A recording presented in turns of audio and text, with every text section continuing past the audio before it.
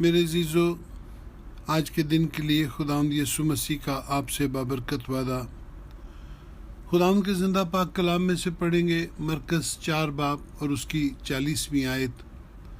कलाम खुदा में यूँ लिखा है, फिर उनसे कहा, तुम क्यों डरते हो, अब तक ईमान नहीं रखते। आमीन। खुदा हमेशा इंसानों के दरमियान रहना चाहता है। उसकी खुशनुदी बनी आदम की सोहबत में है। आज खुदावंद यीशु ने गलील में काम किया था, मगर अब वो झील के पार गरासीनियों के इलाका में जाना चाहता था। लेकिन वो अकेला नहीं बल्कि अपने शागिर्दों के साथ जाना चाहता है।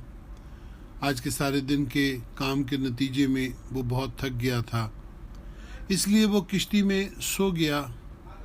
ऐसे में झील में बड़ा ज़बरदस्त तूफान आया, ऐसा कि किश्ती पानी से भरी जाती थी और हवा के ज़ोर से बहुत सी लहरें झील में उठ रही थीं। ऐसे में शागिर्दों ने किश्ती को संभालने की बहुत कोशिश की, लेकिन वो उनके काबू में नहीं आ रही थी। वो डर गए। उनको महसूस हुआ कि अब वो नहीं बच सकते और यकीनन मारे जाएंगे। तब उन्होंने खुदावंद यीशु के पास आकर उसे जगा कर कहा कि ए उस्ताद, हम मरे जाते हैं। खुदावंद ने उठकर हवा और पानी को डांटा और बड़ा अमन हो गया।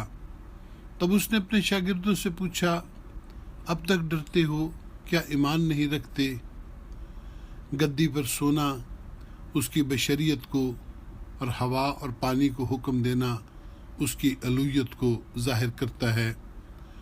मेरे अजीज़ों, आप भी अपनी मुसीबतों में अक्सर भूल जाते हैं कि खुदावंद के वादे आपके साथ हैं और वो आपके साथ ही सुकूनत पजीर है, और आप अपनी सी कोशिशों में लग जाते हैं।